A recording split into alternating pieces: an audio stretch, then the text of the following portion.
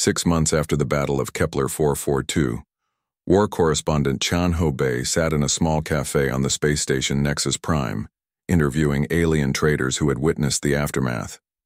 The story of humanity's rescue of the Vellani had spread across the galaxy like wildfire, but each species told it differently. The humans came like angels of death, said a tall, insect-like trader from the Catinus Confederacy. His multiple eyes darted nervously as he spoke. They destroyed an entire Kreth fleet in hours. No mercy, no prisoners, just complete destruction. Chan Ho made notes on his tablet. Were you afraid of them? Terrified, the trader admitted. Any species that can eliminate the Kreth so easily. What else might they destroy if angered? But at the next table, a different story emerged. A small furry creature from the Peaceful Worlds Alliance had a different perspective. The humans are heroes, she said, her translator making her squeaky voice clear. They traveled across the galaxy to save people they had never met. They asked for nothing in return. When my world heard about this, we voted to offer Earth a formal alliance. Chan Ho found this fascinating. The same event was being interpreted completely differently by different species, depending on their own nature and experience. On the Vellani homeworld, now officially under human protection, Elder Nalveth was showing visitors the human memorial garden. It was a quiet place where Vellani came to meditate on the paradox of their saviors. We do not understand humans, even now, Nalveth explained to a group of young Vellani students. They are capable of such gentleness. See how carefully their doctors treated our injured children, working for days without rest to save lives. He gestured to another section of the garden. But they are also capable of such terrible violence. Every Kreth who came to our world died by human weapons. Not one was spared. A young Vellani raised her hand.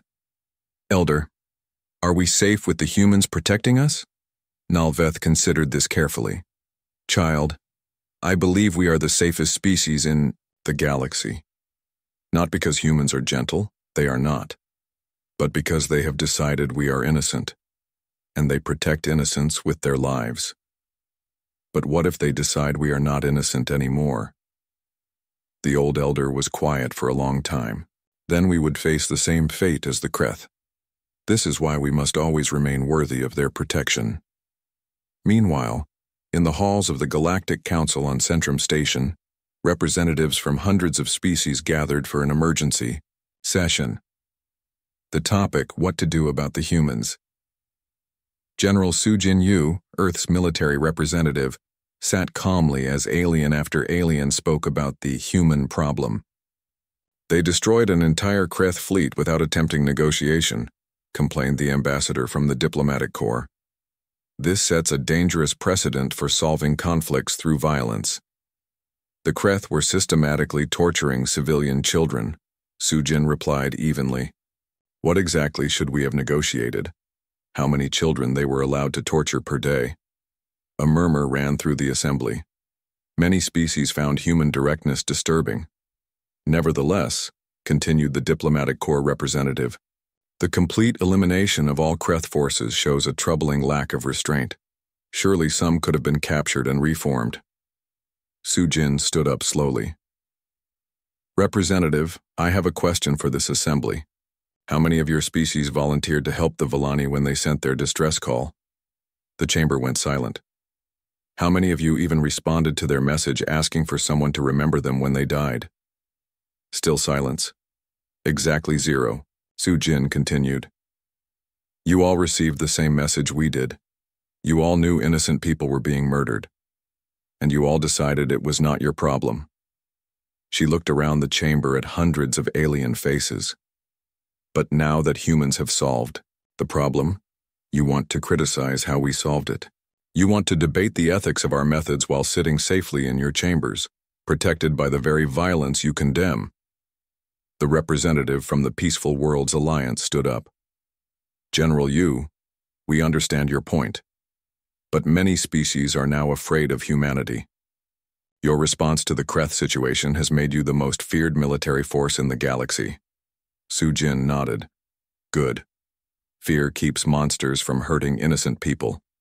The Kreth Empire has withdrawn from 12 systems since Kepler 442. 12. Systems full of innocent people who are now safe because the Kreth are afraid of human retaliation. But what happens when you decide another species deserves the same fate as the Kreth? This was the question everyone wanted answered. Su-Jin considered her response carefully. That depends entirely on whether they torture children for entertainment, she said finally. Any species that limits itself to normal military conquest, resource disputes, or territorial conflicts has nothing to fear from humanity. But any species that chooses to torture innocent civilians will face the same fate as the Kreth. She sat back down. Choose accordingly. Back on Earth, Captain Taman Park, now promoted to Admiral, was dealing with an unexpected consequence of the Villani rescue. His communication console was filled with distress calls from across the galaxy. "Sir," said his aide, Lieutenant Yejin Song, "we've received 47 new distress signals this week alone, species requesting human protection from various threats." Park looked at the list. Pirates attacking trade routes, slavers raiding peaceful colonies, military dictatorships oppressing their own people. The galaxy, it seemed, was full of people who needed help. "What's the status of our fleet?" Park asked. "We have requests for 3 times more ships than we actually possess, sir. Earth Command is asking if we should start building more vessels or if we should be more selective about which calls we answer." This was humanity's dilemma. The galaxy had seen what humans could do when innocents were threatened, and now everyone expected them to solve every problem. But Earth's resources weren't unlimited. Dr. Sojin Lee appeared on Park's screen from her new posting at the Villani Cultural Institute. "Admiral, I think you need to see this." The screen showed a news broadcast. From the far side of the galaxy, a species called the Harmony Collective was under attack by something called the Void Swarm, machine intelligences that consumed entire worlds to fuel their expansion. The Harmony Collective has sent a distress call specifically requesting human assistance, Dr. Lee explained. "They've studied what happened at Kepler 442 and believe only humans have the military capability to stop the Void Swarm." Park sighed. "Dr. Lee, we barely have enough ships to patrol the systems we've already committed to protect. How can we fight machine intelligences on the other side of the galaxy? Because if we don't, sir, an entire peaceful civilization will be consumed by machines that turn living worlds into raw materials. The Harmony Collective has 40 billion citizens, Admiral. 40 billion people who will die if we don't help them." Park looked at his fleet readiness reports. Earth's shipyards were working at maximum capacity, but it would take years to build enough vessels to handle all the requests for help they were receiving. "How long before the Void Swarm reaches the Harmony homeworld?" 6 weeks, sir." Park made a decision that would echo across the galaxy. "Signal all available ships. We're going to need every vessel we can get." "Sir, that will leave dozens of other systems undefended. Then we'd better win quickly." As news of humanity's next mission spread, the galaxy watched with mixture of hope and fear. The Deathworlders were going to war again, this time against machines that had consumed dozens of civilizations. On the Kreth homeworld, Hive Prime Scrax read the intelligence reports with satisfaction. The humans are overextending themselves. They cannot protect everyone. Soon they will be weakened, and we can resume our expansion. But War Leader Thex disagreed. "Hive Prime, the humans destroyed our entire assault fleet with minimal losses. Now they are facing an even greater threat. If they defeat the Void Swarm as decisively as they defeated us, their reputation will become even more fearsome. And if they lose, then the galaxy will learn that even humans can be destroyed. But I do not think they will lose, Hive Prime. I think they will find a way to win as they always do." Scrax considered this. "What makes you so certain?" "Because they fight for something greater than themselves. The Void Swarm consumes worlds for resources. We conquered species for glory. But humans fight to protect innocent life. That gives them a strength we cannot understand." 3 weeks later, the human fleet jumped to hyperspace, heading toward the distant Harmony Collective. Admiral Park stood on the bridge of his flagship, watching the stars stretch into lines as they entered faster-than-light travel. "Admiral," said his tactical officer, "incoming message from the Harmony Collective. They want to thank us for coming. Put it through." A gentle, musical voice filled the bridge. Admiral Park, I am Speaker Melody of the Harmony Collective. We have studied your species since the Battle of Kepler 442. We know you travel far from home to help people you have never met. We know you risk everything to protect innocent life. The voice paused, filled with emotion. We do not know if you can save us from the machines that consume worlds, but we know that you will try, even if it costs you everything. This gives us hope in our darkest hour. Park looked around at his crew. Young men and women who had volunteered to fight machine intelligences on the other side of the galaxy for people they had never seen in a war they. 3 days after the battle, Admiral Kiwoo Choi stood in the ruins of what had once been a Kreth command center. His boots crunched on broken glass and twisted metal. Around him, human engineers worked to clear away the evidence of the destruction his forces had caused. Sir, said Captain Byung-ho Kim, approaching with a data pad. Final casualty reports from the surface operations. Choi took the pad and read the numbers. 7 humans dead in the space battle, 12 more killed during the ground assault. But the Kreth casualties were something else entirely. Every single Kreth soldier and scientist on the planet had been eliminated. Not one had been taken prisoner. Admiral, Kim continued quietly, some of the junior officers are asking questions. They want to know if we did the right thing down here. Choi looked around at the devastation. In the distance, human medical teams were still working to save Villani civilians who had been poisoned or tortured. The aliens were grateful, but they were also frightened.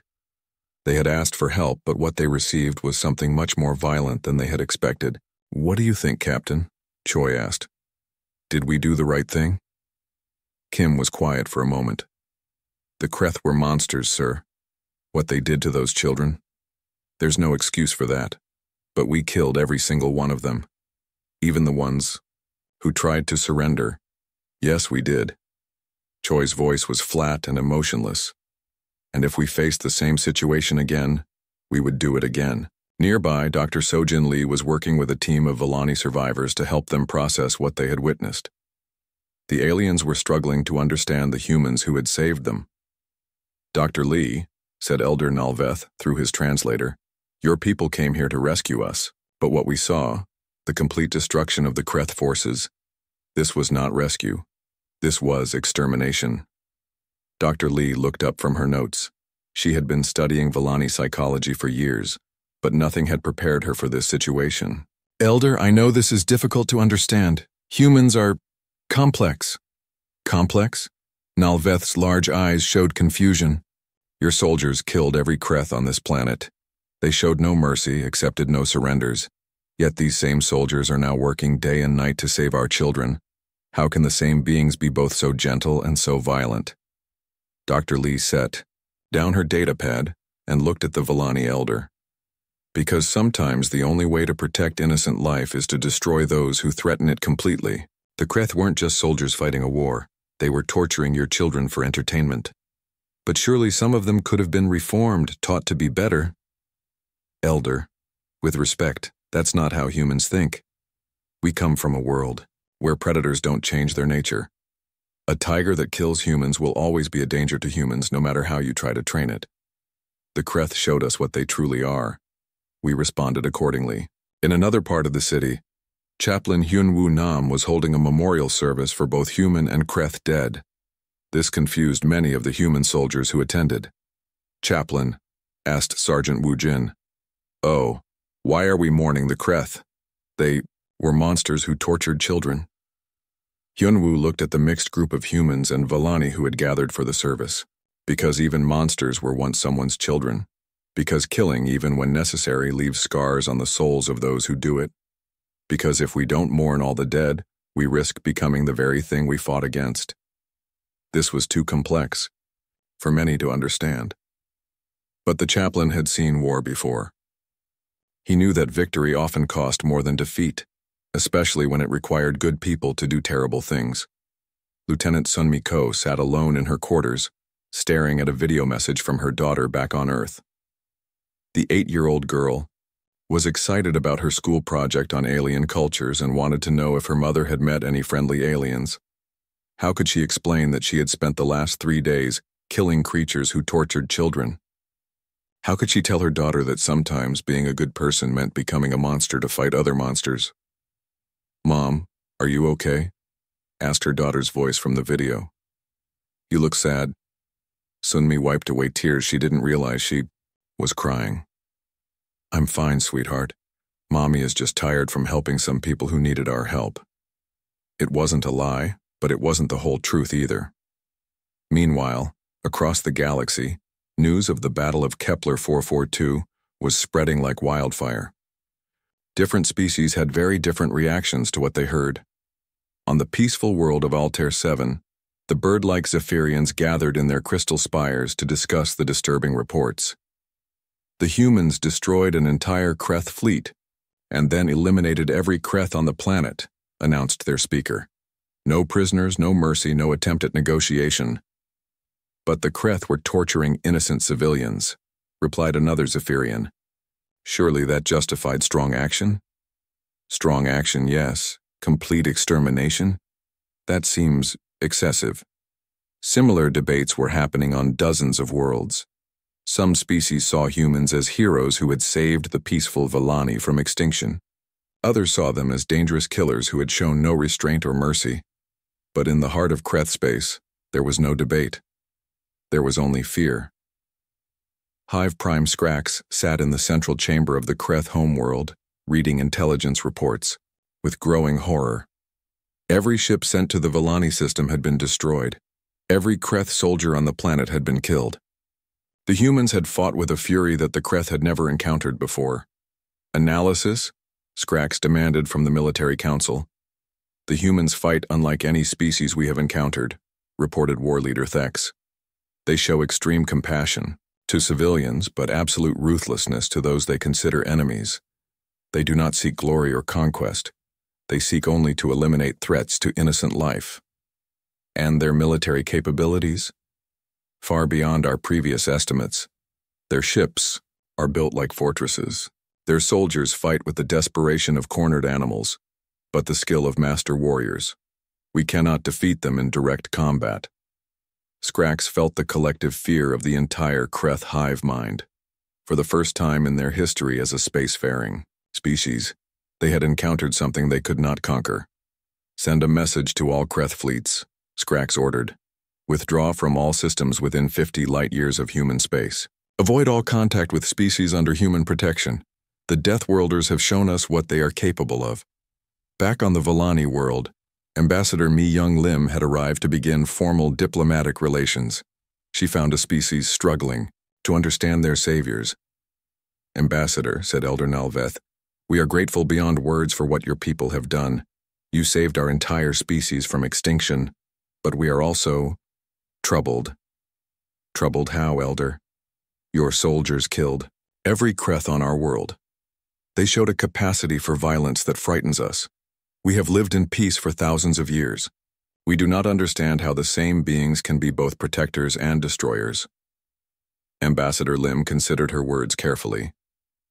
"Elder, humans learned long ago that sometimes the only way to protect peace is to be willing to fight for it. Your people are gentle and kind because your world allowed you to be. Our world forced us to be strong.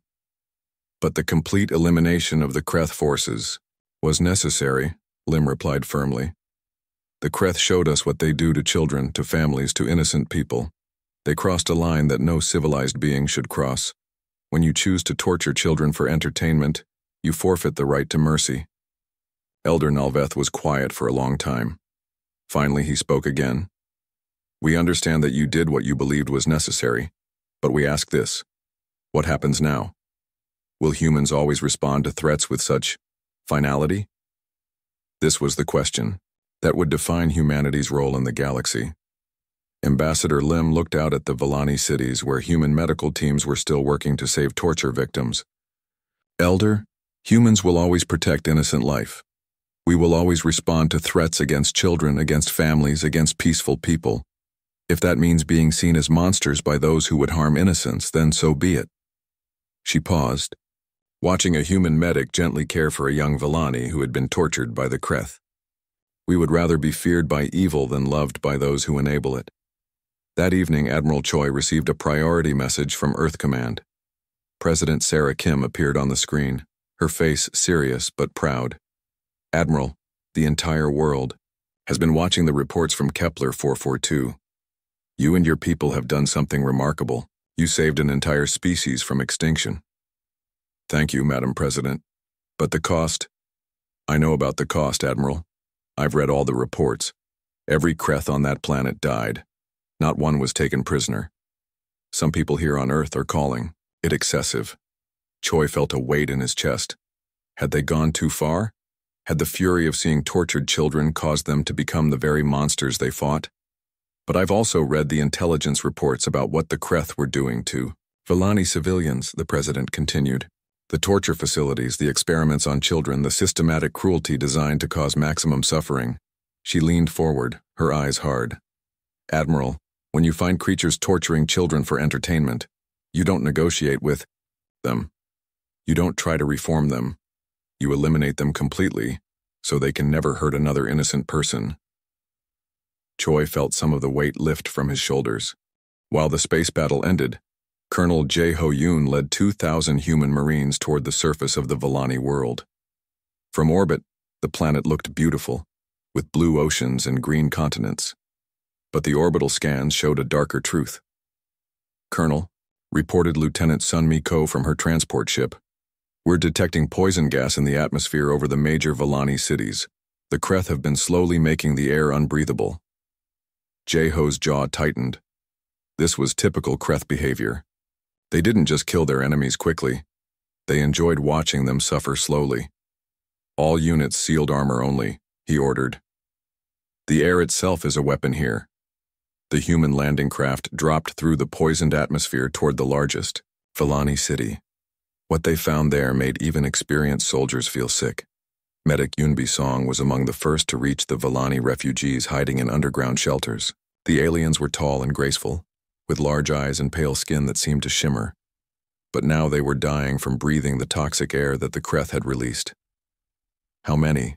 Yunbi asked Dr. Hyun-soo Park, who was examining the Villani. Civilians. Thousands are sick, maybe tens of thousands across the planet. The poison attacks their respiratory system. They're slowly suffocating. Hyun-soo's voice was grim. We need to get them clean air, fast. Yunbi knelt beside a young Villani child who was struggling to breathe. The child's parents were already dead, killed by the gas that had swept through their neighborhood. Through her translator device, she heard the child whisper, Are you the Deathworlders? Are you here to kill us too? No, little one, Yunbi said softly. We're here to help you breathe again. She attached a portable oxygen unit to the child's face. Within minutes, the young Villani's breathing became easier, but there were so many others who needed help. Meanwhile, Sergeant Woo Jin-oh was leading his squad through the abandoned sections of the city. Their mission was to find any remaining Kreth forces and eliminate them. What they found was much worse than enemy soldiers. Colonel, you need to see this. Woo Jin's voice came over the radio, tight with barely controlled rage. Jae-ho and his command team arrived at what looked like an ordinary building from the outside, but inside, they discovered something that would haunt them forever. It's a processing facility, explained Corporal Mi-young Kim, her voice shaking. The Kreth weren't just killing the Villani, they were experimenting on them. The building contained dozens of small cells where Villani civilians had been kept alive for torture. The Kreth had been studying how much pain different types of Villani could endure before they died. Children, adults, elderly, all had been subjected to horrific experiments. Sir, said Private Jin-woo Lee, pointing to a wall covered with Kreth, writing, according to the translator, this says they were trying to find the most efficient way to cause psychological trauma to the entire species. Jae-ho read the translated text and felt something cold and hard settle in his chest. The Kreth hadn't just wanted to kill the Villani. They had wanted to break their spirits first, to make them suffer as much as possible before they died. In one cell, they found Elder Korveth, barely alive after weeks of torture. The old Villani could barely speak, but his telepathic voice reached the human soldiers' minds. They made us watch. Corveth whispered mentally. They hurt the children and made their parents feel every moment of pain through our telepathic bonds. They said it was more efficient than torturing each individual. Woojin's hands clenched into fists. Sir, permission to find the Kreth responsible for this and make them pay. But Jeho was looking at his tactical display. Red dots showed Kreth positions throughout the city. They weren't trying to escape. They were still operating more of these torture facilities. All units, listen carefully. Jeho broadcast to every human soldier on the planet. We've just discovered that the Kreth have been systematically torturing Villani civilians, including children. They're not just killing them. They're making them suffer as much as possible before they die. The radio was silent for a moment. Then came the responses. Copy that, sir. We're ready for new orders. Standing by, Colonel. Tell us what you want us to do. Jeho looked around at the horror the Kreth had created. These weren't soldiers fighting a war. These were monsters who enjoyed causing pain to innocent people. New rules of engagement, he said, his voice cold as space. No prisoners, no surrenders accepted. Any Kreth found on this planet dies where we find them. They chose to torture children. Now they face the consequences. Across the planet, human soldiers received their new orders with grim satisfaction. They had come here to rescue innocent people, but what they found had changed them. The Kreth had crossed a line that should never be crossed. Lieutenant Sunmi Ko led her platoon to another Kreth facility on the other side of the city. This one was even worse. The Kreth had been keeping young Villani alive specifically to hurt them in front of their families, using the aliens' telepathic abilities to multiply the psychological trauma. Ma'am, said Sergeant Dal Ho Choi, his voice tight with rage. We've got movement in the building. At least 30 Kreth soldiers, plus their technical staff. Sunmi studied the building layout. Standard assault would take too long. Some of the prisoners might be killed before we can reach them. She turned to her communications officer.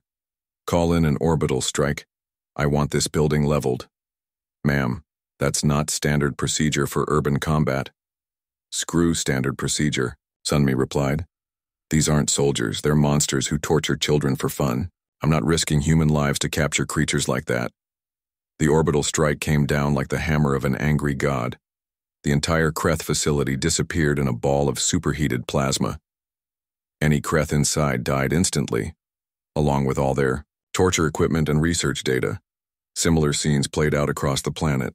Human soldiers who had come as rescuers became instruments of terrible vengeance when they saw what the Kreth had done to helpless civilians. Captain Yuri Nam found a facility where the Kreth had been forcing Villani parents to choose which of their children would be tortured first. The psychological cruelty was beyond anything humans had imagined possible. Burn it all, she ordered her flamethrower team. Every building, every piece of equipment, every trace that this place existed. Her soldiers complied with fierce joy. The flames rose high into the poisoned sky, carrying away the evidence of Kreth cruelty. But not all the Kreth died quickly. Some tried to surrender when they realized the humans were not going to show mercy. Please, clicked one Kreth scientist, through his translator as Private Sung-Ho Jung pointed his rifle at him. I was only following orders. I never wanted to hurt anyone. Sung-Ho looked at the torture devices around the laboratory, at the small cells designed to hold Villani children, at the detailed notes about how much pain different age groups could endure. You know what? Sung-Ho said quietly. I believe you probably didn't want to hurt anyone. You probably just wanted to do your job and go home to your family. The Kreth scientist's multiple eyes brightened with hope. But you did it anyway, Sung-Ho continued. You hurt children anyway. You tortured innocent people anyway. And now you want me to care that you didn't enjoy it? His rifle fired once. The Kreth scientist fell to the floor and never moved again. By sunset, every Kreth soldier and scientist on the planet was dead. The human forces had moved through the cities like a cleansing fire, eliminating every trace of the creatures who had turned torture into a science. Elder Nalveth found Colonel Jeho standing in the ruins of the largest torture facility. The old Villani's telepathic voice was filled with confusion and fear. Colonel, what you've done today, the complete destruction of the Kreth forces. This is not how civilized species conduct war. Jeho turned to look at the alien elder. His eyes were cold and hard. Elder, what the Kreth did in these buildings is not how civilized species treat prisoners. They crossed a line. They made it personal when they decided to torture children for entertainment. But surely some could have been captured, put on trial, shown mercy. Jeho gestured toward the building behind him. In this facility alone, we found evidence that the Kreth killed over 2,000 Villani civilians through slow torture. Children, elder, babies. They made detailed notes about which methods caused the most psychological damage to the parents. His voice grew harder. You want to talk about mercy? Where was their mercy when Villani children were crying for their parents? Where was their civilization when they were designing new ways to cause maximum suffering? Nalveth was silent for a long moment. Through his telepathic abilities, he could sense the rage and pain in Jeho's mind. The human colonel was not a cruel man. He was a father himself, back on Earth. But what he had seen today had changed. Him. I understand, Nalveth finally said. You are right. They chose to become monsters, and monsters do not deserve mercy.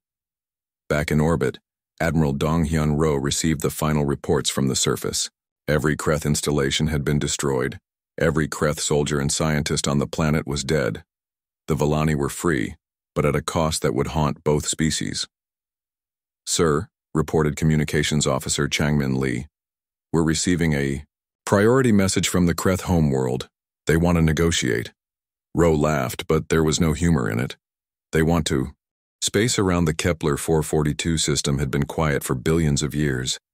Now it rippled and tore as 500 human ships dropped out of hyperspace at the same moment. The sight was unlike anything the galaxy had ever seen. Fleet Admiral Dong-hyun Ro stood on the bridge of the flagship Earth's Fury, watching his tactical display fill with green dots. Each dot represented a human ship ready to fight and die for people they had never met. Admiral, reported Tactical Officer Minji Park, all ships report successful jump. We are at the edge of the system. Kreth forces are concentrated around the Villani homeworld. Ro nodded. What's our count on enemy ships? 350 Kreth vessels, sir. They outnumber us, but...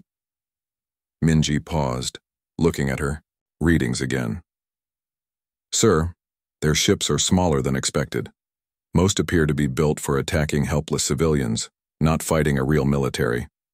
This was typical Kreth behavior. They preferred to attack peaceful species that couldn't fight back. Real battles were rare for them. Communications. Broadcast on all frequencies, Ro ordered. Make sure every ship in the system can hear us. Officer Changmin Lee nodded. You're broadcasting, sir. Ro stepped forward, his voice calm and clear. This is Fleet Admiral Dong-hyun Ro of the United Earth Defense Force. Attention all Kreth vessels. You are in violation of galactic protection protocols. You have attacked and murdered civilians of a peaceful species. You have exactly 10 minutes to withdraw from this system. Any ship remaining after that time will be destroyed. The response came quickly. A harsh, clicking voice filled the communication channels. Foolish humans, you dare threaten the mighty Kreth Empire? We have conquered dozens of species. We will add your bones to our collection. The Kreth commander continued, his voice full of arrogance. You have brought 500 ships against our glorious fleet. But numbers mean nothing when your enemies are weak. Prepare to die like the cowards you are. Admiral Ro looked at Minji. How long since we broadcast our warning? 3 minutes, sir. And the Kreth are moving to attack? Yes, sir. All their ships are turning toward us. They're forming up for a standard assault pattern. Ro smiled coldly. Standard assault pattern? They're treating this like another massacre of helpless civilians. He turned to the communication officer. Send a message to all ship captains. Weapons free, rules of engagement are now in effect. Protect the innocent. Eliminate all threats. Show no mercy. Across the human fleet, captains received their orders with grim satisfaction. Captain Subin Kang of the destroyer Soul's Fury read the message and turned to her weapons officer. Load all missile tubes. Charge the main guns. Target the largest Kreth ship you can find. Ma'am, said her tactical officer, the Kreth are spreading out to surround us. Classic pincer movement. Subin laughed. They think we're going to sit here and wait for them to get into position. Let's show them how humans fight. All ahead full directly toward their center formation. Ma'am? Her first officer looked confused. That's directly into their strongest concentration of ships. Exactly. They expect us to be afraid of their numbers. Instead, we're going to ram straight through them. Subin's eyes gleamed with the joy of battle. Maximum speed, all weapons firing. Let's see how their formation holds up when we're shooting in every direction at once. The Soul's fury accelerated toward the Kreth lines like a missile. Other human ships saw what she was doing and followed. Instead of forming defensive positions, the entire human fleet charged directly at the enemy. On the Kreth command ship, Hive Commander Vex watched in confusion. What are they doing?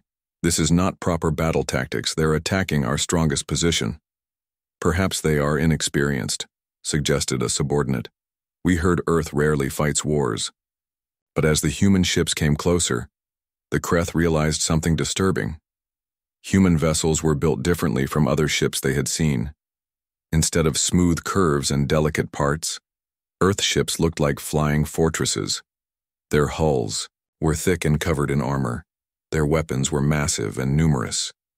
Hive Commander called the sensor operator. The human ships are not slowing down. They're going to ram us.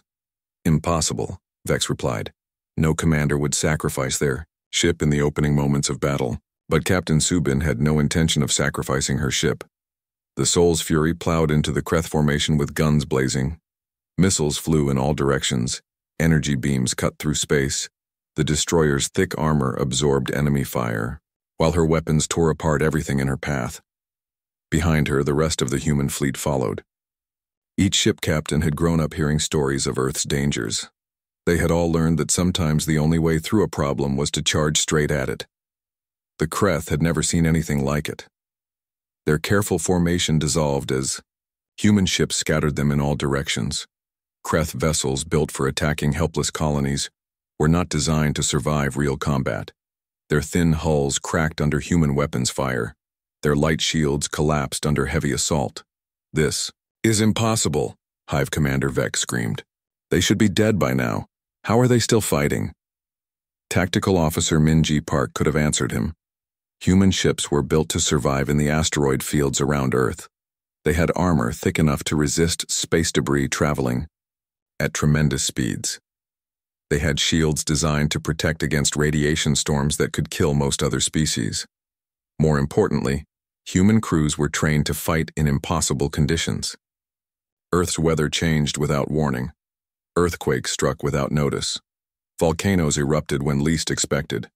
Every human alive had learned to adapt quickly or die. Captain Junho Han of the cruiser Incheon found himself surrounded by 6 Kreth ships. Instead of trying to retreat, he ordered his crew to target all of them at once. Sir, we can't possibly fight 6 ships at the same time, his weapons officer protested. Watch us, Junho replied. Port weapons, target the 2 ships on our left. Starboard weapons, take the 2 on our right. Forward guns, hit the ship directly ahead. Rear guns, keep the one behind us busy. Sir, that leaves 1 ship with no one targeting it. Junho grinned. That's what the missiles are for. The Incheon became a spinning fortress of destruction, firing in every direction at once. Her crew worked with the practiced ease of people who had trained for exactly this situation. Each weapon system operated independently, targeting different enemies while the ship maneuvered to avoid return fire. Within minutes, all 6 Kreth ships were either destroyed or fleeing. The Incheon had taken some damage but was still fully operational. Across the battlefield, similar scenes played out. Human ships that should have been overwhelmed by superior numbers instead turned the tide through superior training, better equipment, and sheer stubborn refusal to give up. Hive Commander, the communications officer, called to Vex. We're receiving reports from all sectors. Our ships are being destroyed faster than they can retreat. Vex stared at his tactical display in disbelief. Red markers showing destroyed Kreth ships filled the screen. In less than an hour of fighting, the humans had eliminated nearly half of his fleet. This cannot be happening, he whispered. We outnumbered them. We had the advantage of position. How are they winning? The answer came from an unexpected source. Elder Nalveth of the Villani, broadcasting from the planet's surface, had been watching the battle through telescopes. The humans fight like their world taught them to fight. The old Villani said sadly. Earth tried to kill them every day, so they learned to never give up. They learned that when something tries to destroy you, you hit it harder than it hits you. Nalveth's telepathic voice reached across space to both fleets. You Kreth expected them to fight like other species. You expected them to be careful with their ships to preserve their crews, to retreat when things became difficult. But humans come from a place where retreat means death. Admiral Rowe, listening to the Villani elder's words, felt a moment of sadness. Yes, Earth had made humans strong, but at a terrible cost. They had learned to fight because they had no choice. Admiral, reported Minji Park, the remaining Kreth ships are trying to withdraw. Should we pursue? Rowe considered this. Many of the Kreth ships were damaged and fleeing.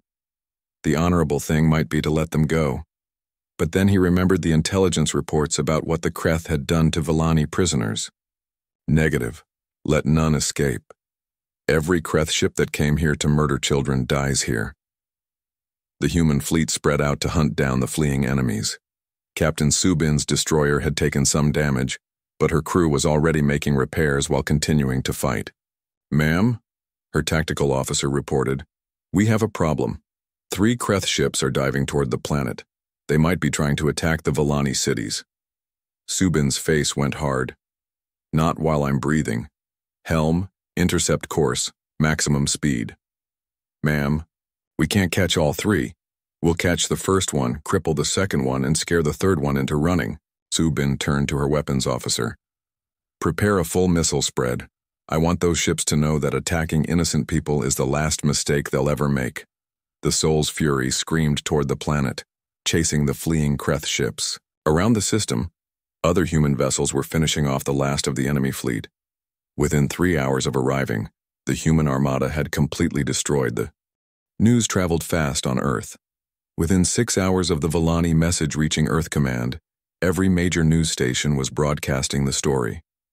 Captain Byung-ho Kim watched from his quarters as crowds gathered in cities around the world. In Seoul, thousands of people held candles and signs that said, "Save the Villani." In New York, volunteers lined up at military recruitment centers. In London, children drew pictures of humans helping alien families. The response was the same everywhere. Earth would not let innocent people die alone. It's amazing, said engineer Haewon Jang as she joined Kim to watch the news. Look at them. Nobody on Earth has ever met a Villani, but they're ready to risk everything to help them. Kim nodded. That's what makes us human, I guess. We can't ignore suffering even when it's logical to do so. On the screen, Earth's president stood at a podium. Her voice was calm, but firm. My fellow humans, today we learned of a peaceful species facing extinction. The Villani never harmed anyone. They create beautiful art and music. They study science to help others, and now they're being murdered by creatures who enjoy causing pain. The crowd in front of the building was completely silent. Some will ask why we should risk human lives for aliens we've never met. Some will say it's too dangerous, too expensive, too far away. To them, I say this. If we only help people when it's easy and safe, then we're not really helping at all. Cheers erupted from the crowd. Signs waved in the air reading, "Humanity first means everyone first, and no one dies alone." I have authorized the largest rescue mission in human history. Every available ship will join the fleet. Every volunteer will be welcomed. We will show the galaxy what it means to be human. Haewon turned off the screen. Come on, Kim. We have work to do. The shipyards around Earth had never been busier. Haewon ran between workshops, checking on the weapons being installed on rescue ships. Most Earth vessels were built for exploration and trade, not war. But in 12 hours, every ship in the fleet would need to fight the most dangerous military in the galaxy. How are the plasma cannons coming along? Haewon asked technician Woo-seok Park. Almost done, Woo-seok replied, sweat dripping from his face. These Kreth ships have thick armor, so we're adding the new planet crackers to the big ships. Planet. Crackers were weapons so powerful they could break apart moons. Earth had built them as a last resort, hoping never to use them. Now they were being mounted on rescue ships. And the smaller vessels? Haywan asked. Missile pods and railguns. Nothing fancy, but enough to make the Kreth think twice about attacking our transports. In another part of the shipyard, Dr. Yujin Shin studied files about Volani culture. As Earth's top psychologist, she needed to understand the people they were trying to save. They're fascinating, she told her assistant. The Volani communicate partly through telepathy. They can share emotions and memories directly with each other. When one Volani suffers, they all feel it. That explains why they're so peaceful, her assistant replied. Yes, but it also means they're experiencing the torture of every single prisoner the Kreth are holding. The entire species is being traumatized at once. Yujin's voice grew sad. They're not just watching their people die. They're feeling every moment of pain. This made the rescue even more urgent. Every minute they waited meant more suffering for millions of innocent beings. Meanwhile, far across the galaxy, the Kreth Empire was receiving disturbing news. Hive Prime Skrax sat in the command center of the Kreth homeworld, reading intelligence, reports with growing alarm. The humans are mobilizing their entire fleet? Skrax asked through the hive mind connection that linked all Kreth. Confirmed, Hive Prime, replied a subordinate. Over 500 ships, including their largest battle cruisers. They're calling it Operation Guardian Angel. Skrax felt something unfamiliar, worry. The Kreth had conquered dozens of species, but they had always been careful to avoid humanity. Earthships were rare in Kreth space, and when they did appear, the Kreth usually found reasons to be somewhere else. Analysis of human military capability? Skrax demanded. Unknown, Hive Prime. They rarely fight, but when they do, the results are concerning. 3 years ago, pirates attacked a human colony ship with 20 vessels. The humans had one military escort. All 20 pirate ships were destroyed. The human ship had minor damage. Another voice joined the hive mind. Hive Prime, we intercepted a human message to their fleet commanders. They're not coming to negotiate. The message said, rules of engagement, protect the innocent, eliminate all threats, show no mercy to child killers. Skrax's 3 hearts beat faster. In the Kreth language, there was no word for mercy. They had never needed one. But they understood threats, and this sounded like a promise of total war. What is our force strength at the Volani system? Skrax asked. 200 ships, Hive Prime. More than enough to handle any rescue attempt. But Skrax wasn't convinced. Reports about humans were strange and contradictory. Some described them as gentle explorers who shared medicine and technology. Others painted them as terrifying warriors who fought with such fury that even their enemies respected them. Send additional reinforcements to the Volani system, Skrax ordered, and prepare our home fleet for possible retaliation. Back on Earth, the fleet was almost ready.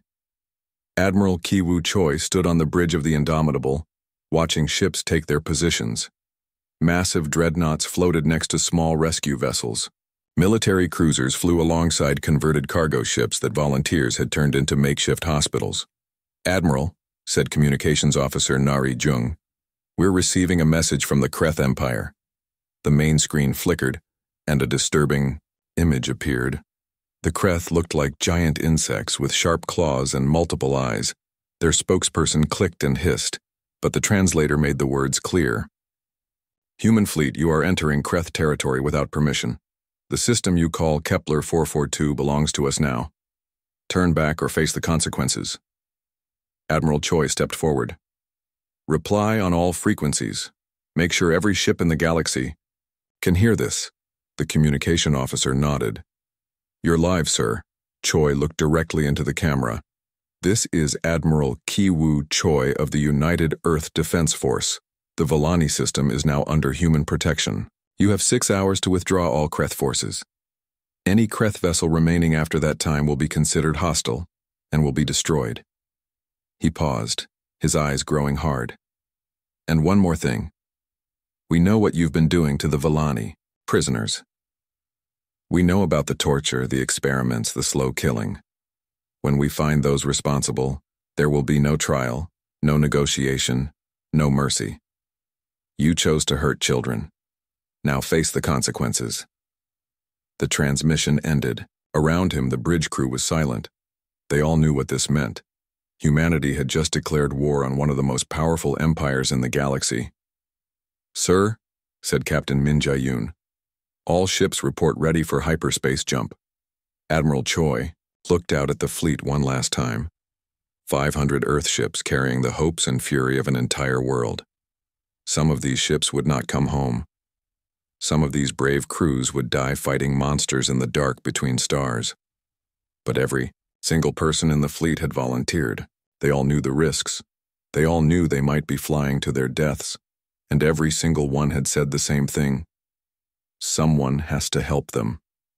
"Fleet Command, this is Admiral Choi," he broadcast to all ships. "We go now to face an enemy that outnumbers us. We go to a place where no human has ever been to save people we've never met. Some of you are probably scared. That's normal, that's smart." He paused, looking at the faces of his crew. Young men and women who had volunteered to risk everything for strangers. But remember this. Somewhere out there, innocent people are dying. Children are crying for parents who will never come home. Families are being torn apart by monsters who think cruelty is entertainment, and those people have no one else to help them. No one but us. The fleet began to move toward the hyperspace jump point. We are humans. We come from a world that tried to kill us every day, and we refuse to die. We learned to fight storms, earthquakes, diseases, and each other. We learned that sometimes the only way to protect what you love is to become something your enemies fear. The first ships began to disappear into hyperspace. Today we show the galaxy why Earth is called a death world. Not because it made us cruel, but because it made us strong enough to protect those who cannot protect themselves. The Villani asked for someone to remember them. Instead, we're going to make sure they live long enough to remember us. One by one, the ships of the human fleet jumped to hyperspace, carrying hope to the hopeless and bringing the fury of an entire species to bear on those who hurt innocent children. The Deathworlders were coming, and hell was coming with them. Commander Taemin Park sat in his chair on the bridge of the Earthship Thunder. The stars outside looked peaceful, but Taemin knew peace could end quickly in space. His crew was scanning the empty regions near the outer planets, looking for anything unusual. "Sir, we have a strange signal," said Officer Jin Ho Lee at the communications desk. His face looked worried. "It's not like anything we've seen before." Taemin walked over to look at the screen. Strange symbols moved across it, along with numbers that made no sense. "Can you figure out what language this is?" "No, sir. But the signal is very strong. Someone is using a lot of power to send this message far into space." Taemin thought about this. Most alien species only sent signals to nearby star systems. To broadcast across the galaxy took massive amounts of energy. Only someone in serious trouble would waste that much power. "Send this to Dr. Sojin Lee on the Indomitable," Taemin ordered. "If anyone can understand alien languages, it's her." 3 hours later, Dr. Lee's face appeared on the screen. She looked tired and sad. Her usually bright eyes seemed dim. "Commander Park, I've translated the message. You need to hear this." The message played, but now in clear human language. A gentle voice spoke, filled with sadness and fear. "We are the Villani people of the world you call Kepler 442b. We have lived in peace for thousands of years. We create art and music. We study the stars and share knowledge with all who wish to learn. But now we are dying." The voice paused, and soft crying could be heard in the background. "The Kreth Empire came to our world 6 months ago. They told us to surrender or die. We tried to talk to them. We offered them our art, our knowledge, our friendship. They laughed at us. They said we are weak and deserve to die." Taemin's hands tightened into fists. He had heard of the Kreth. They were a war-loving species that destroyed other civilizations for fun. They have killed millions of our people. They poison our air so we cannot breathe. They burn our cities and destroy our libraries. Our children hide in caves, afraid to come out. We have no weapons. We have no army. We know only peace. Dr. Lee appeared on screen again. "Commander, there's more. They're asking for help, but not the kind you'd expect." The Villani voice continued. "We know of the species called humans. You come from the death world Earth. Your planet tried to kill you every day, so you became strong. You are the most feared warriors in the galaxy. We do not ask you to save us. We know you barely know we exist. Tai Min felt something cold in his chest. These people were giving up. We only ask that someone remember us when we are gone. Remember that the Villani loved beauty and peace. Remember that we never hurt anyone. Remember that we existed. This is our final message. We will be dead soon. The Kreth will make sure nothing remains of our people. The message ended. The bridge went quiet. Every crew member stared at their screens, not knowing what to say. "Sir," said Jinho quietly, "the signal is still active. They're broadcasting this message on repeat, sending it to every corner of the galaxy." Taemin turned to look out at the stars. Somewhere out there, peaceful people were dying while asking only to be remembered. They didn't even think humans would help them. They just wanted someone to know they had lived. "Get me Admiral Kiwoo Choi," Taemin said in a voice that sounded like steel. "Emergency priority." Admiral Choi's face filled the screen within minutes. He was an older man with gray hair and serious eyes. "Commander Park, what's the situation?" "Sir, we need to see you in person. All senior officers. We have something that requires immediate action." 2 hours later, the top officers of the Earth Defense Force sat around a table on the flagship Indomitable. Admiral Choi listened to the Villani message 3 times. Each time his face grew harder. "How far is their system?" he asked. 16 days at maximum speed," answered Captain Byung-ho Kim. "But sir, we'd need more than one ship. The Kreth have a full battle fleet there." Dr. So-Jin Lee spoke up. "Admiral, I've been studying the Villani for years. They're completely peaceful. They've never fought a war. They don't even understand the concept of violence. They're like children." "And the Kreth?" Admiral Choi asked. "Monsters," Captain Kim replied. "They've destroyed 12 civilizations in the past 50 years. They enjoy causing pain. They keep some prisoners alive just to torture them." Admiral Choi stood up and walked to the window. Outside, Earth hung in space like a blue jewel.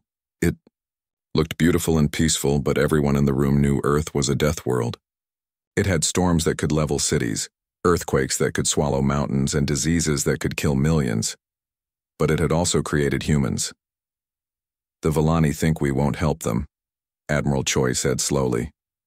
"They think we're too busy with our own problems to care about strangers." "Sir," said Dr. Lee, "they're not wrong. Most species wouldn't help. It's too far away, too dangerous, and too expensive." Admiral Choi turned around. His eyes blazed with something that made everyone sit straighter. Most species didn't crawl out of hell just to survive another day. Most species don't have the word impossible beaten out of them by their own planet.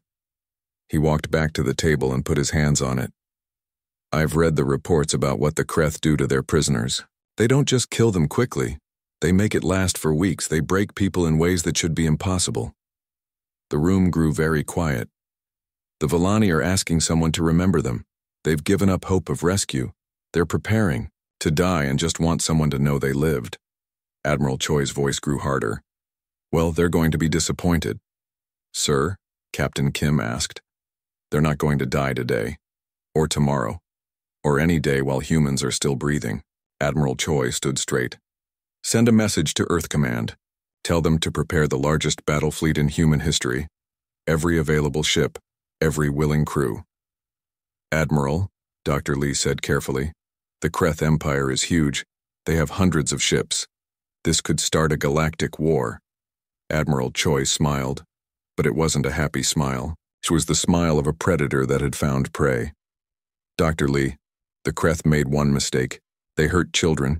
They torture innocents for fun. And they think humans won't care because these people are strangers." He looked around the table at each officer. "They're about to learn that humans don't abandon anyone, ever. Distance doesn't matter, species doesn't matter. The only thing that matters is that someone needs help." Captain Kim leaned forward. "Sir, what are your orders?" "Send a reply to the Villani. Tell them to hold on. Tell them the Deathworlders are coming." Admiral Choi's eyes were cold as space. "And send a message to the Kreth Empire. Tell them they have 24 hours to withdraw from Volani space. After that, they'll discover why every species in the galaxy fears the humans from Earth. Dr. Lee typed quickly on her computer. Admiral, I'm getting reports from Earth. The moment news of this reached the planet, volunteers started signing up faster than we can process them. The President is calling it Operation Guardian Angel. Good, Admiral Choi said. The Volani asked for someone to remember them. Instead, we're going to make sure they live long enough to remember us. Outside the window, more Earth ships appeared, as the fleet began to gather. Each ship carried humans who had grown up on a world that tried to kill them every day. Each crew member had learned that sometimes, the only way to protect innocent people was to become the monster that monsters feared. The Volani had sent their last message into the dark, hoping someone would remember them.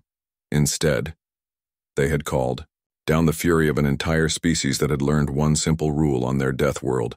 When someone needs help, you help them, no matter the cost. The Deathworlders were coming.